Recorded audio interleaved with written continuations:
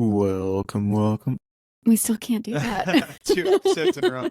And we're wearing the same thing. Oh, We're wow. recording all these introductions on the same Saturday.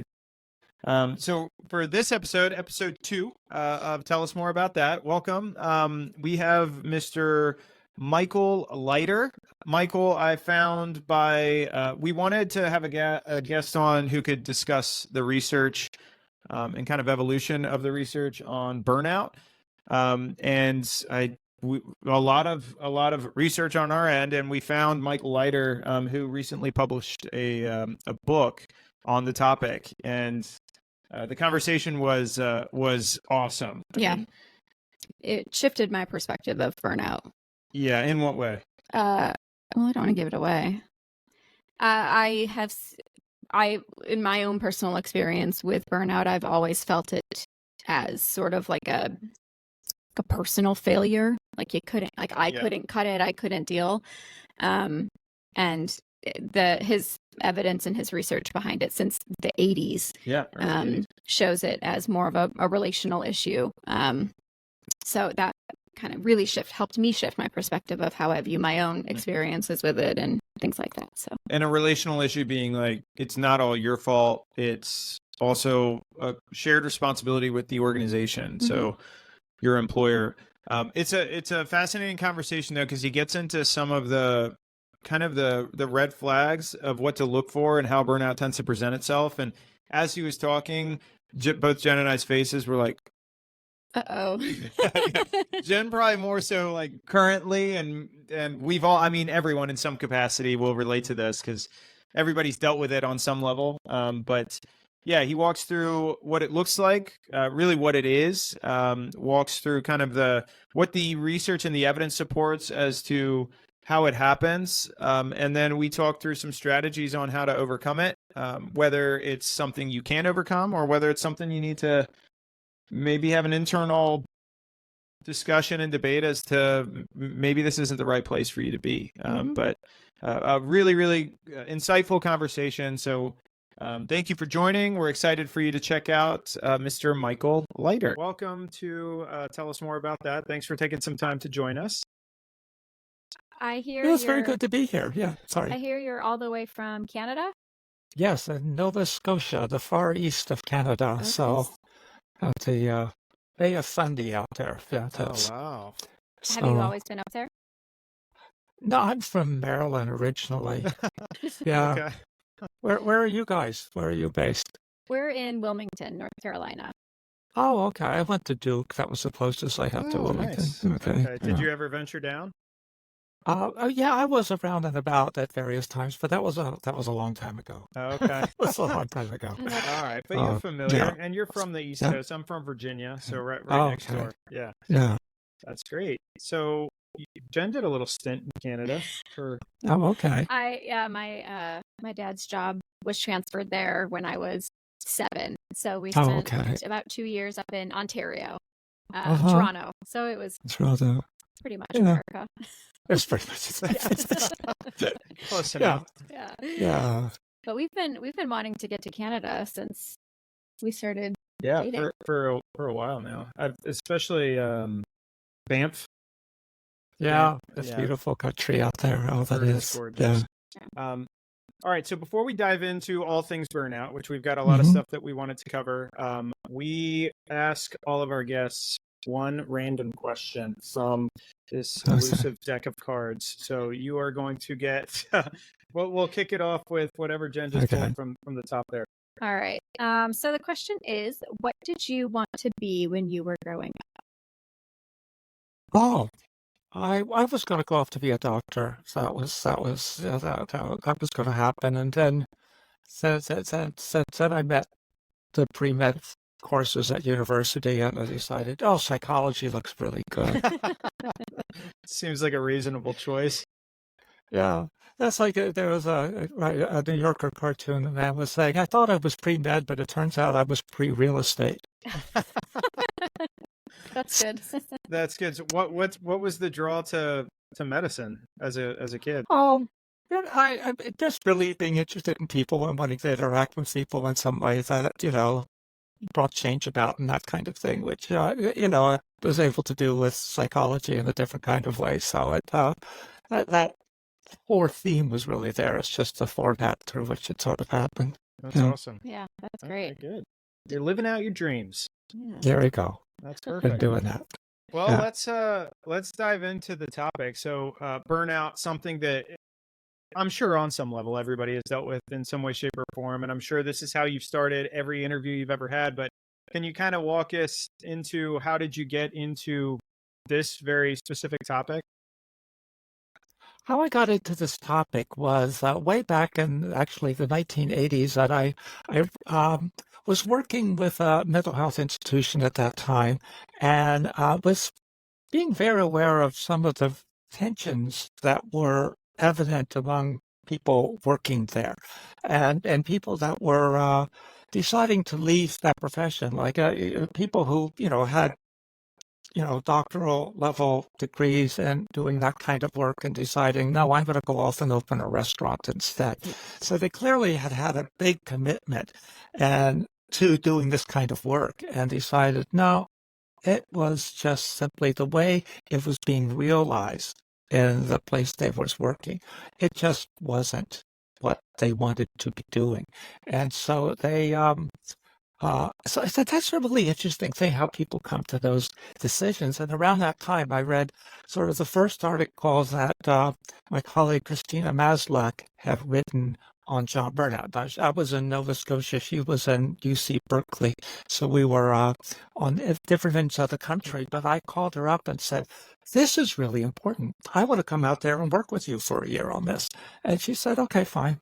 And you could just not? you could pick up a telephone in those days and call dial numbers and people would answer. It's amazing. Crazy concept, yeah. And so with that, we started working together on this issue of job burnout. Did some studies out there at that time and wrote a lot of stuff. And since then, we've written a number of books and run a number of research projects and are continuing to sort of to work together on things. So it was a good choice in terms of finding somebody you can write with, which is a big deal to be able to do that. But finding an idea, I said, this is just fundamental of a crisis that people experience in an important part of their life.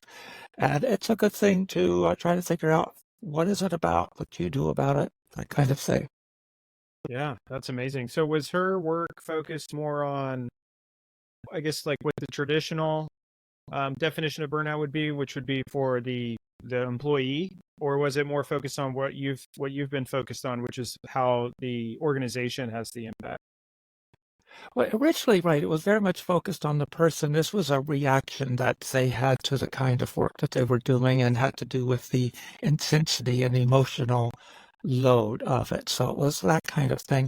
It really took a lot of research over the years, and you're able to see that so much of this, it's really a connection between people or a misconnection between people and the places that they're working. That sort of, it's a relationship crisis in that way. People are looking for something from their workplaces. Workplaces are looking for something from people, but it's not lining up. And there is a lot of distress that's happening from the sort of mismatch between what people are hoping to experience at work and what's actually happening, that what are the limits, the barriers they run into. So that really evolved over time to see it was really much more of this relationship thing that's something specifically about people and some within themselves. Interesting. Is that, I think every generation like thinks their generation is the first to experience, all of the difficulties and hardships that life tends to bring their way. Since you were involved in this in the 80s, were you seeing that this was kind of a new area of focus and study with the research, or has this been around for a long time and you guys kind of took the baton? Oh, no, it's been around for a long time. I think it was particularly becoming evident and where, Christina's original work happened and where I first became connected with that term burnout. I was working with like a free clinic up in Oregon. This is back in the 70s now. And she was doing work in California at that time.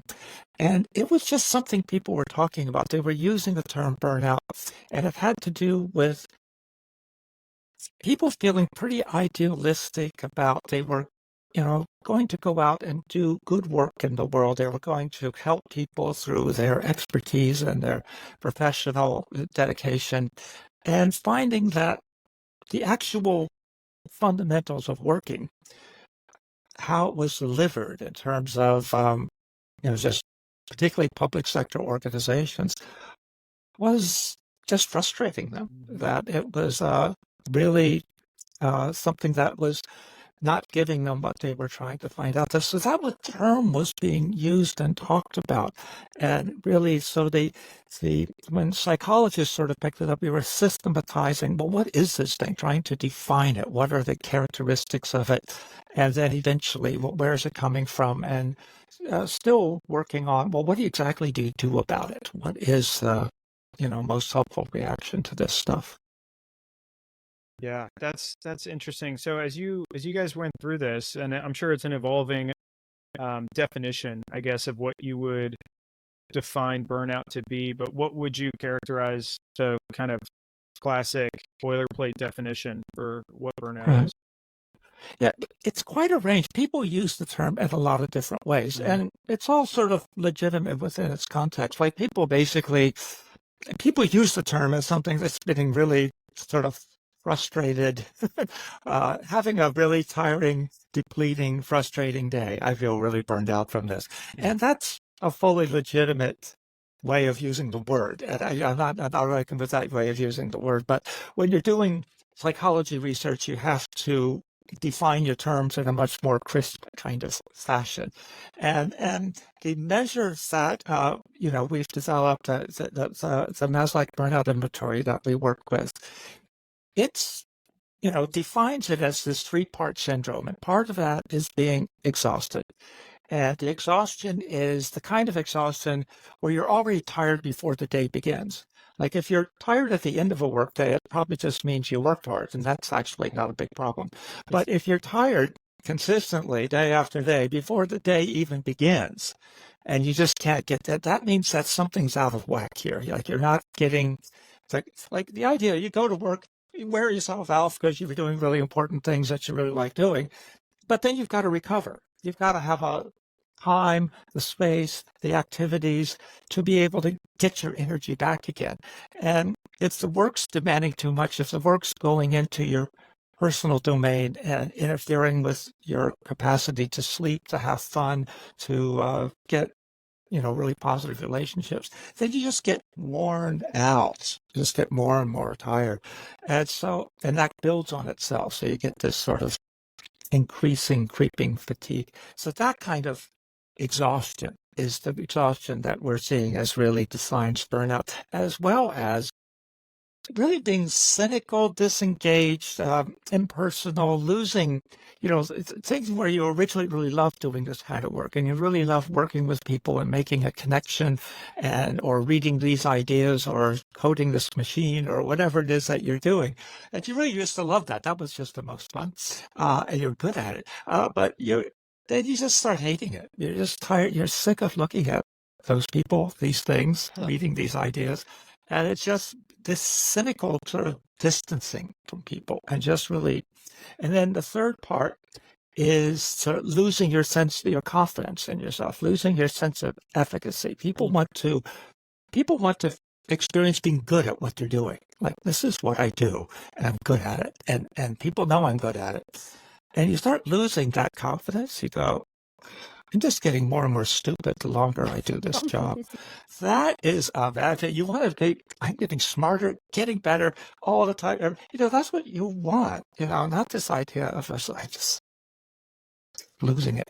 It's a combination. What really is this full burnout syndrome is the combination of all three, of being exhausted all the time, of losing the enjoyment of doing the work and getting cynical and really distant about it, as well as losing confidence in yourself. So that's a really bad combination because it's hard to get out of it. Some people are just overextended. They're just tired. but they love what they're doing. And they believe that what they're doing is really important. That's why they wear themselves out and they're just so tired.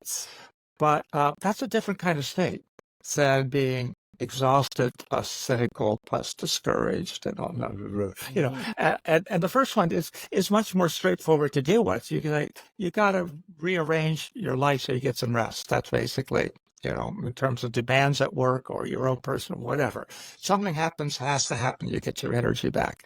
And that's pretty straightforward. It might be hard to actually put into effect. But the stuff with burnout is much more sticky because people are in such a bad state of mind. It's hard to crawl out of that. Yeah. And I'm sure it compounds on itself. Like if the first leg of that is not getting good sleep then is going to exacerbate all of these other conditions that you just walked through. So it's probably difficult to really come back to a baseline of what's the real problem if we haven't addressed like maybe that core fundamental aspect, so you can at least be back in a rational headspace to process what you're feeling.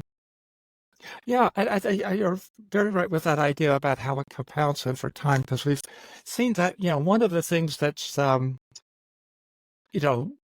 adds to people's sense of exhaustion and cynicism is having really like poor social encounters with people at work, like feeling disrespected, feeling, that people are rude or just neglecting, this not being part of the community. And that when people are receiving a lot of negative stuff from other people, it pushes them towards burnout. But it also means that they don't have the energy or involvement to be engaged with other people. So they're actually not very nice to other people either, because they're tired and discouraged and, so it becomes this self-perpetuating kind of social dynamic in that regard, that people are just having a lot of bad encounters with other people and it just drags them out in that way. So a lot of things come together that keep these states of mind just rolling along, and you'll find that when you do studies, people have done studies where they've connected with folks a year later, 5 years later, 7 years later, and it's very similar where they're still in that same kind of mindset as they were when they originally were assessing them. It doesn't solve itself very readily. Well, it's wild. I've got sorry. Okay. So many questions that keep coming to mind. If this goes, because it sounds like it kind of manifests almost in a similar way of like someone who's feeling depressed.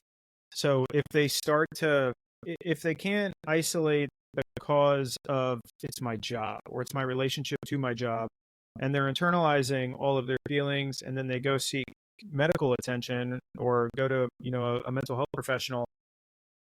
Do you see that mental health professionals are educated enough around burnout to diagnose that as maybe a contributing factor?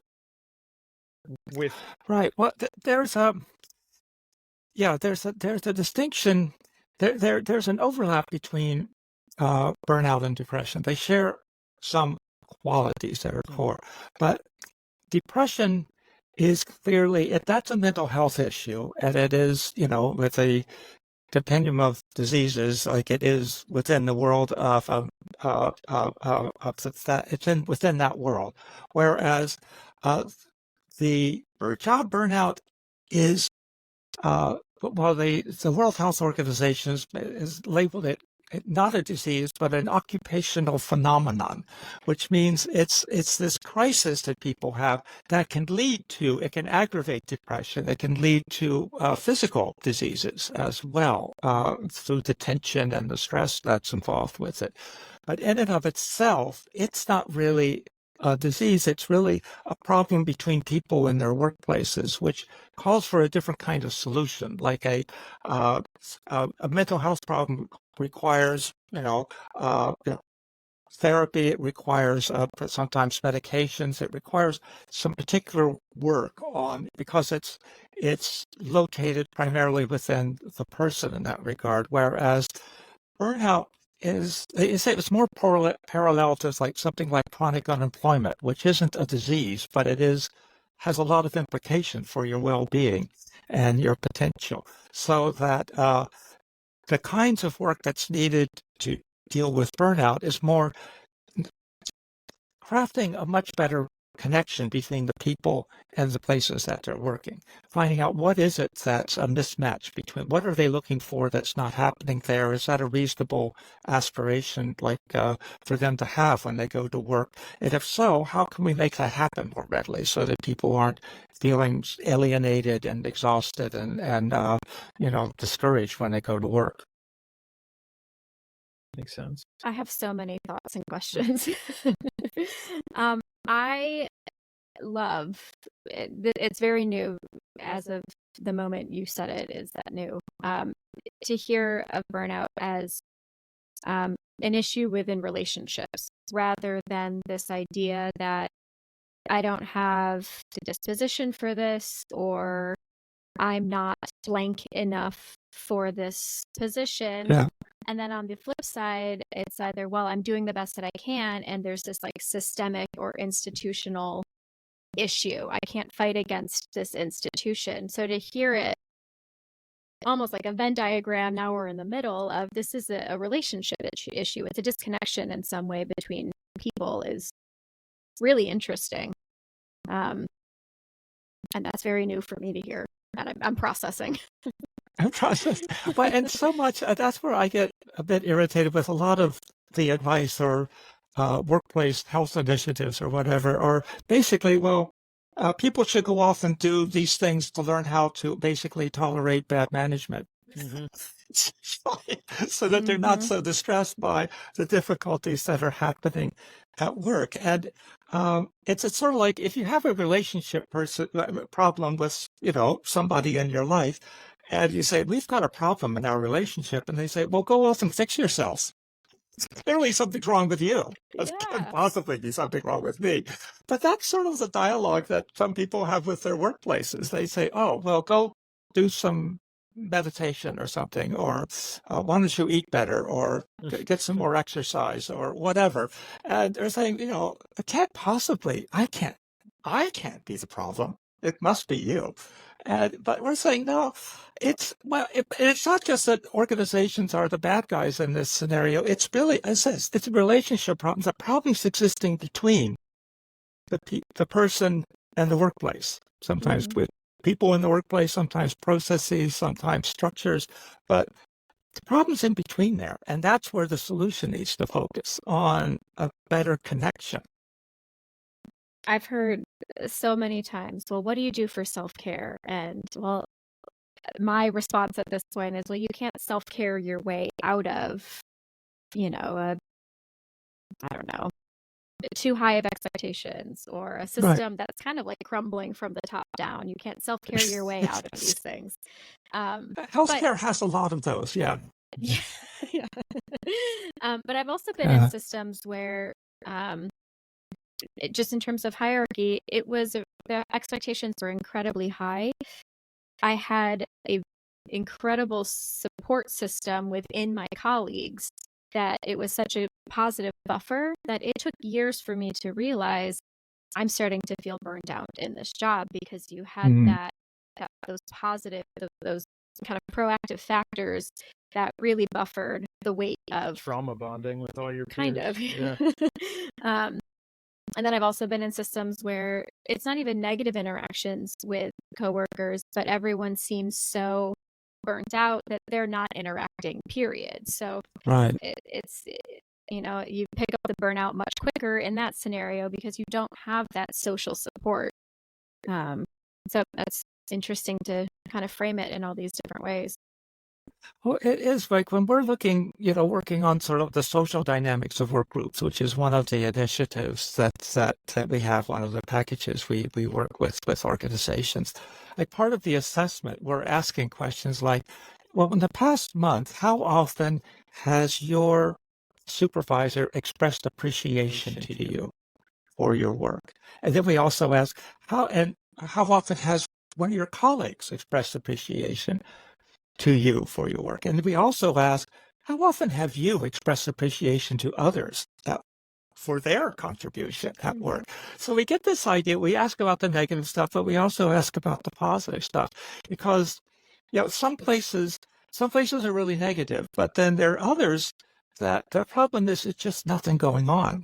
Like you were describing, like people are too tired, they're not connecting with each other, but that becomes a ongoing problem in itself. And so it's a matter of, okay, how can we work with this group? We do basically family therapy with work groups in this way. And we say, well, how can we get more positivity going? What can we do? This group's tired. They've got a lot of burdens, but they got a history with each other. But let's start talking these things through. And you find you get more positivity going. It pushes out the negative stuff. And that level of exhaustion, that level of cynicism drop away with that because people are supporting each other. It seems like that requires mutual trust and sort of mutual buy-in from not just both sides, but all parties. Yeah, we do it with it's a very skilled facilitator who can work with the groups and start building that confidence in each other. You start small, you do small steps, and you start building confidence in each other and talking through the things that are some of the baggage that people have so that they can start. And the idea we're going to work on this together, like the group comes to an agreement that fundamentally, we're in a bad way. We're going to work together to improve this. And that takes a lot to get there. But once you have that foundation and that sense of psychological safety, then you can really progress. So I get the concept of like a group like this coming in and facilitating change and trying to establish a sense of legitimate trust across the organization between leadership and the employees and everybody in between. How do we get there? What is usually the catalyst because I'm guessing leadership has to be the one to say we are willing to invest money in bringing in an organization to help us. So if leadership is part or a major contributor to the problem, how do you get them to the point where they're even willing to seek help? Right. Well, I guess I've worked with healthcare organizations. So healthcare organizations, the professional groups, the doctors, the nurses, the physiotherapists, the groups, the professional groups have identified within their ranks that job burnout is a problem, and they're making representations to the management of the facilities where they're working. This is a problem. It's hard for that management to ignore that when you have that kind of consistent message coming at them. Some try hard to ignore it, but it becomes, they wear them down eventually. And so then it becomes, usually a step after that is they start working towards doing some kind of a survey so that they can say, well, what kind of problem, what level of problem, where within the organization is it more acute and where is it not quite so acute? And that's a lot of the points where we get connected with because, we've developed measures, the burnout inventory plus this areas of work-life survey that we do and this thing on social encounters. So we have, and they get, there's a company in California called Mind Garden, and it does surveys. They're sort of the publisher for these measures, and they conduct surveys, and they can give feedback on the whole organization or departments or down even to each individual about how did you score relative to the norms, relative to the group as a whole. So you get a lot of information going there. The information is valuable. Most management needs to work with somebody who knows the data well to get all the messages out of there. We also have people writing in written messages. Like the last hospital I was with, it was like well over 100,000 words of just written messages of people talking about what's going on here. And you're able to link that with how they're scoring on the questionnaire things. What do people who are really burned out, what are they writing about? How does that differ from the people who are really engaged and on the other end of the scale? What are the issues that they're raising, and how do they talk about those issues? So you get a deeper understanding of what's going on in the dynamics, and you usually see people, again, who are on the burnout end. They've got a whole range of issues. It's not just the workload. It's also, I can't, my decision making is being interfered with, and my professional autonomy is being interfered with, or, the relationships here are very poor, or they're just treating people unfairly. They've got a lot of things, and you got to sort of feel, you got to sift through that and find what are kinds of things that you can work on a broad level. We're not sort of doing individual treatment on something like this. You say, well, here are the departments, the units within this large organization that there's really a lot of distress going on. And we can characterize what's going on there because we've got these measures from many people within these settings. And then you can start developing a strategy. And as we're describing in the book, that's the burnout challenge, that it's really important to make it a collaborative process where people are not looking to upper management, to solve their problem and give them a solution. They're looking to participate in creating a solution, and so it takes a lot of guidance for those. Some places are open to that kind of, ideas of how do you actually bring people in, engage them in searching for solutions together. Working together to implement those, to evaluate their impact, so that kind of thing. So it's a big project, and that's where folks like myself, others, have consulting kinds of structures that work with large organizations to take on these things. Gotcha. What are some of, I'm sure the hundreds and thousands probably of teams that you've worked with and individual cases that you've helped resolve, what are some of the benchmark patterns that you see on an organizational level that if I'm an employee either working in a company or I'm considering joining an organization, that I can look for these kind of red flags that this organization has a culture of burnout? Yeah, well, if you are considering an organization, I think if you get any opportunity to just talk with people who work there in any kind of a straightforward fashion, you could probably learn a lot more than you're going to get from the people interviewing you for the position. It's important that way, but I guess it's one thing just to watch is how do people interact with each other when you're going through the organization? Are they paying attention to each other?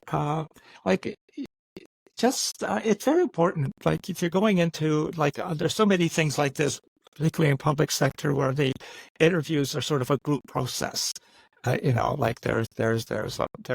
not just a one-on-one kind of a thing. What's going on? Watch the dynamics among the people within that group. How are they talking to each other? Is it all very scripted and structured and rigid, or are they actually seem like they enjoy being with each other, or they actually know each other and have things to talk about? Or what's the dynamics there? And does that feel like a dynamic you want to be part of? When you just go anywhere in the organization, or do people say hello? Just watch the social dynamics. Are they welcoming, or is there something else going on here? I think that's an important part, as well as, the more formal things of trying to get a clear idea about what are the hours people expect you to be working and what's the intensity of which things are going on, what's your caseload going to be, the practical stuff like that. But I think the social dynamics tell you a whole lot, and it's good to be have a critical eye towards that. What's going on with these people here? This is going to be, could be a big part of your life for a few years, and you want to see what you're getting yourself into. Yeah, that's such a good point. So do your research. Don't just dive in and hope for the best. No, you've got to look after yourself. Like the world of work, there's all these possibilities. There's great things happening that are just fascinating, but you got to look after yourself. Well, just even on the thing about, the work and not work boundary, which is very, very fuzzy. That's something that people talk about. When used to be, you went to the factory, you left the factory, you just stopped working because, well, you didn't have, the factory equipment. You weren't at work anymore.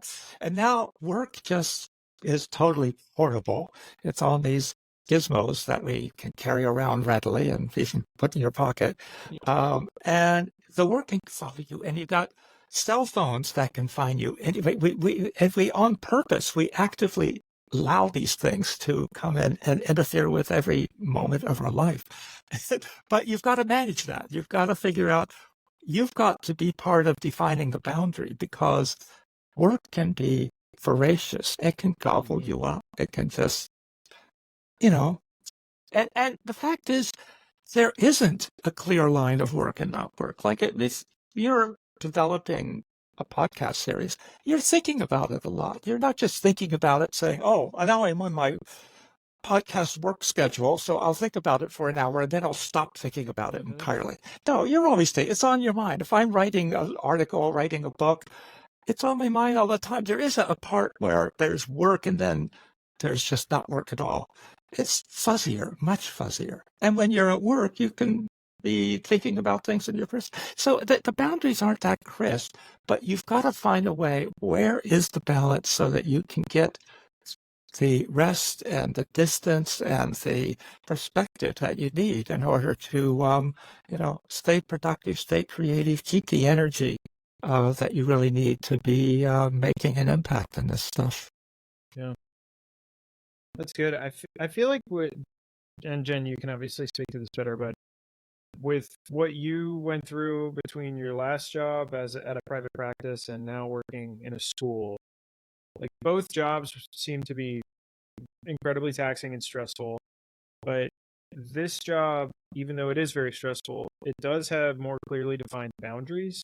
So it does, and I'll ask you, like, can you talk a little bit about just personally how you feel, or do you feel as exhausted as you did with the other job, or do you notice a difference just because there's more structure? I think it's a different kind of exhaustion. So when I was in the private practice, my hours were like noon to 8. So I was in sessions from noon to 8, and then I would drive 45 minutes home. And then I would spend 2 or 3 hours writing progress notes. I'm up until midnight eating dinner at 9 p.m. It was a very weird, kind of off-putting schedule for me. But on top of that, I was also on call 24/7. So if there was a crisis or a safety issue, I had to be able to very quickly put that hat back on. So if I went to a wedding, I would have, and maybe I was going to have a couple drinks, I would have to transfer that call to someone else, and it could be a Saturday at 9 p.m. and dinner with family. I mean, that was a almost on edge, restless waiting. And that was really challenging. But this being in a school, I'm a counselor in an elementary school right now, and the hats, I'm like ripping one off and tossing it over and putting another hat on. I am like, there's so many different roles that I play. By the time 3 o'clock hits, I'm out. I get to kind of step away, and I have been able to set up, for the most part, a lot of better boundaries, coming home, resting, kind of decompressing, and preparing for the next day if I have to. But I've also worked in a high school where those emails would come in all night long from students, from parents, from the principal, from other coworkers. And in an elementary school, everyone's now it's family time for them right now. So it's the stress has been different, but I have felt different levels of burnout in each of the 3 major jobs that I've had since getting my master's.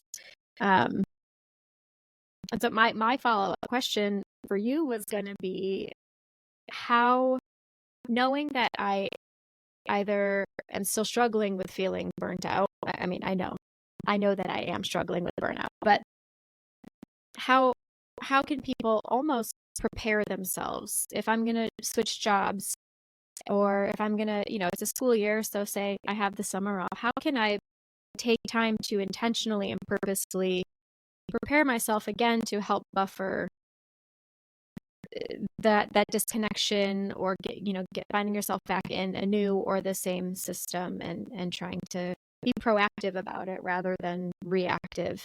Well, I think part of it is, I mean, you've been doing this for a while, so you've got some ideas about what works, what pushes you towards that sense of exhaustion or frustration or whatever, and what does work well for you. And so part of it is just the idea of having some limits to the schedule where people can access you. Mm-hmm. And so I think that would, like an example there would be that you talk with, your employer, your manager, whatever, and go, there's only so much of this evening emails that I can put up with. Mm-hmm. Like, it really is something that I just find really intrusive, and I think it goes beyond what really I am reasonably expected to do with this job.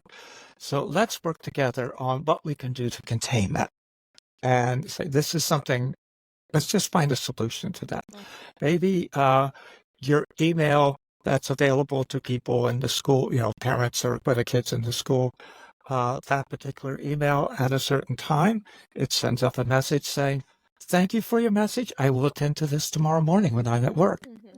And you will be disciplined enough to allow that to stand, because that's what I said. It's your employer can't solve this entirely for you. You have to be working with the solution, and you can't just make up stuff like that without letting your supervisor know about it, or they don't want to be caught. They don't like surprises.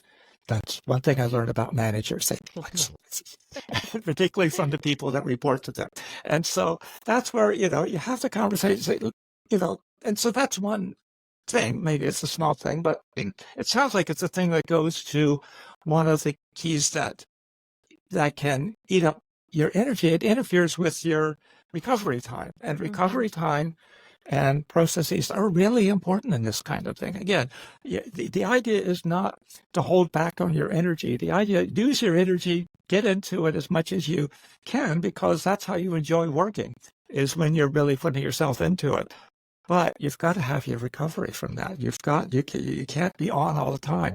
And so and so often you ask people to, just track themselves for a while, and just track, over a couple of weeks, what were the high points today? What was I doing today when I really loved doing this job? What was I doing today when I was really irritated, when I really felt imposed upon, annoyed, whatever, about this job? And then you evaluate, you look at that and say, is there a pattern here? Are there things, what can I do in my life to have less of the negative stuff and more of the positive stuff? Maybe if I can just get 5 minutes shifted away from the negative and then towards the positive, that's a small step. You got to work on small steps. Things don't happen abruptly in this business.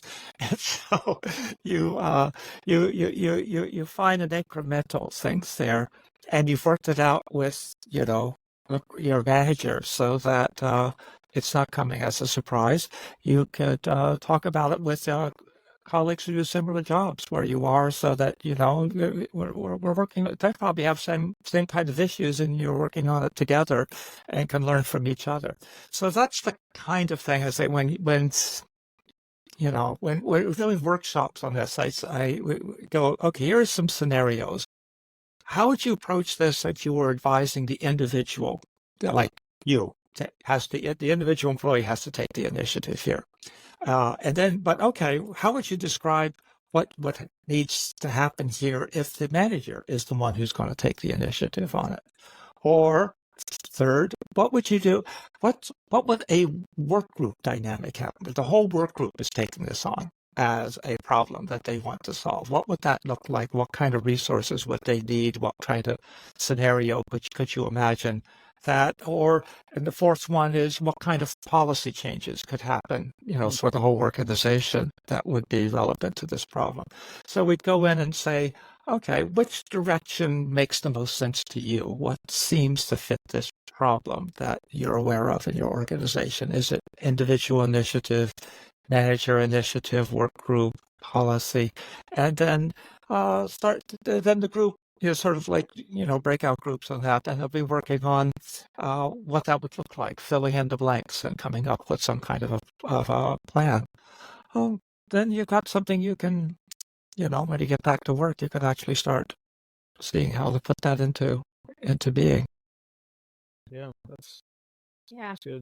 I like that. It's got a kind of your own personal support, and then your employer has their piece of it, and then how do you all come together to make it work? I will say, over the last jobs that I've had in this career, I feel like my boundary setting has gotten stronger. And when I was working in private practice, that was my clinical director at the time, was while we were on call for risk situations, she was very firm in her boundaries, in us protecting our boundaries and our time. And if I worked Sunday through Thursday, so if I had Friday and Saturday off, if I responded to an email from her, she would text me and be like, "You're not working. You don't need to answer this until you come back in." So she was really good with that. And it's funny thinking about that, because I think about Tony's been working remotely and from home for 10 years? 12 years. Yeah. 12 years. And I will find him at 6:30 in the morning responding to an email, like not even woken up for the day. And so I think about kind of that dynamic too. But those emails don't seem to bother you. Yeah, I think it comes down to, like, once you find yourself into a system that works for you, and you have a way to allocate those boundaries and to be intentional about time for yourself. Like, I'll go for a run in the afternoon, or I'll go to the gym, or I'll go sit on the porch and read a book in the middle of the day. And it's intentional blocks of time to not be working, which is important, because then you go back and you feel a little bit of, like, refreshed and ready to go back into it. There's something that you guys were just talking about that I'm interested, Michael, to hear your take on this. Have you found that a lot of the I guess confrontation or delusion that people have when they're working for an organization and they start to get burnt out is rooted in this concept of just, like, misaligned expectations? Like, they thought this job was going to be something different. They thought that everyone is, like, constantly overstimulated with social media and kind of the influencer aspect of what people put out there. And it's like everything's sunshine and rainbows. So they think in their head, like, my job should be perfect. I should be getting paid $180,000 a year and have 5 weeks of vacation and 7 months of maternity leave. And then they get into the reality of their job, and it's very different. Do you feel like a lot of the frustration starts with these misaligned expectations? Yes, some of it does. I don't know in terms of, what the balance is, but I think basically what's a reasonable expectation is that's something that sort of gets defined over time in a relationship. I think, certainly people, they'll come out of university with some very unrealistic expectations about what's going to happen and all that kind of thing. I think that, and it can be sometimes a rough learning period before they find out what really is possible and what's feasible and what is their place on the marketplace. But the kinds of things that we find that really go to burnout in a really profound kind of way are when people are frustrated on some really core psychological kinds of motives, like, again, a sense of belonging. People are social creatures, and they really, when there's a group of people, they want to feel that they belong and that they're part of this and that they're a valued part of this. But interfered with. That goes at a fairly profound level. People want to have some sense of autonomy. They want to seek, okay, I'll follow orders and do what I'm told a good part of the time, but some of the time I want to be the one that makes something happen. I want that experience of taking the initiative and making something happen. That kind of initiative is something that's a basic need. Of being respected for being knowledgeable. These are basic psychological needs, and when those are frustrated, that's, I think, the kind of thing that really pushes burnout. It's hard to people, people sometimes have to learn that their salary expectations have to be made much more modest. That's not as deep a psychological, profound crisis. But when those core psychological motives are being frustrated, then it goes a bit more deeply into people, I think. Have you found that, and I'm sure this is a lot of what you guys have been asked about over since COVID, but with remote work gaining so much popularity, and now it's kind of backtracking into people coming back into the office or some type of hybrid agreement. How have you found that organizations are able to make sure their employees are getting that positive feedback if they're not in the office? Because I'm sure like someone, even just the boss walking by your office and saying like, hey, you're doing a great job, little things would make the day.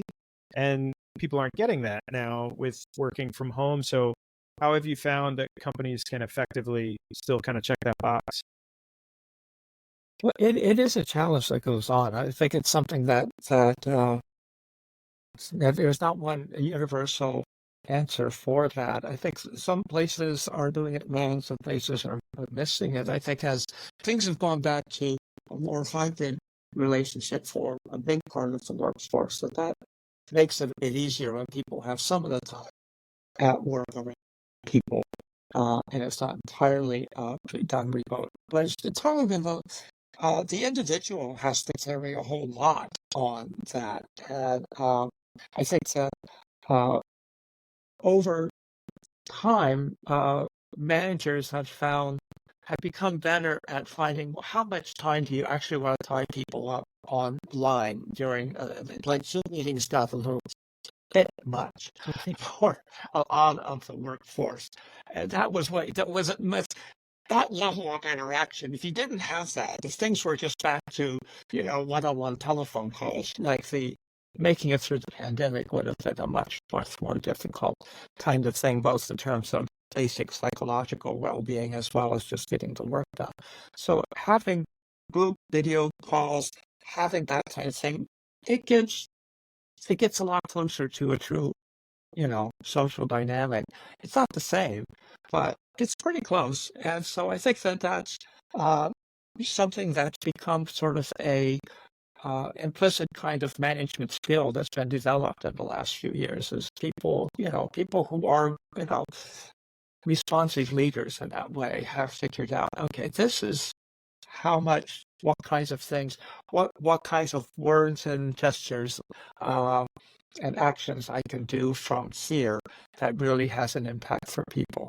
And I think it's something, it's an art that's still being developed, and but it becomes a very important part of it because keeping people, psychologically engaged and committed to what the group is doing is a vital part of being successful these days. Yeah, that's good.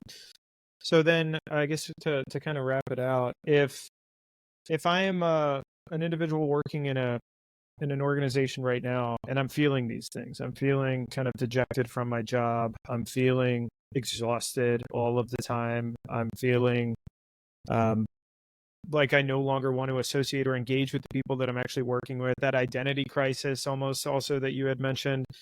What are you recognize it, so that's a good first step, but what would you recommend, since it is a systemic issue and it takes some collaboration between the organization and the employees? How do you start it if no one in your organization is having that conversation? Well, the first thing you do is buy our book, The Yeah, Burnout there we go. Challenge. So That's that's a piece. And then in the back of the book actually is this framework for tracking over time. That kind of thing I mentioned before about what's working for you at work, what's not working for you at work, and being able so you could have a much more in-depth kind of conversation either with yourself or your spouse or maybe or with your manager. Hopefully, as you've got a good enough relationship with your manager, you can talk about these things and with some confidence, you're going to work towards a solution rather than a crisis. And so that kind of idea. But I think it's getting to know it. What comes out of that process is getting to know more. Well, what is it that you're after here? What are you really motivated to go after with this job? Now, what is being frustrated by this? You've got this potential. You hopefully recognize that working is just part of your life, going to be part of your life for a while to come. And so what are you after? And is this really the best place? Do they have the potential to let you get fulfilled in that way? Or do you need to be looking elsewhere and trying to find someplace else that's going to be more receptive? But even before you make a leap anywhere else, you still need to know yourself that much more to know what are my prime motives here? Is it connecting with people? Is it, I really want to take a leadership kind of role and I'm not being micromanaged instead?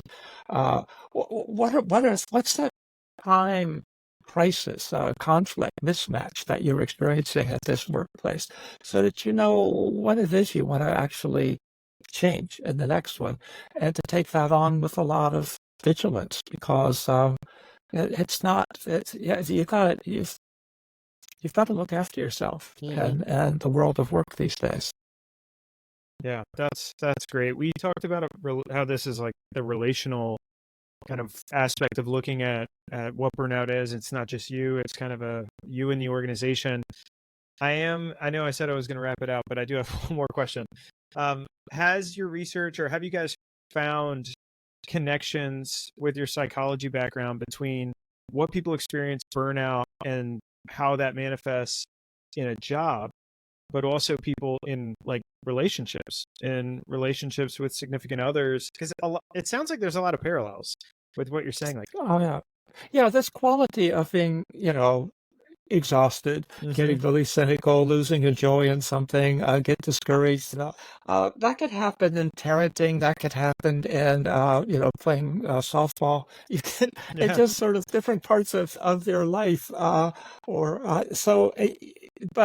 mean, the research on it has been much more extensive and pertaining to job burnout, because that's really where this has been looked at. But I think that the dynamics, the psychological dynamics of how this fits together, it could have a parallel kind of crisis in other domains of life for sure. Yeah. Can you tell us a little bit more about your book, The Burnout Challenge?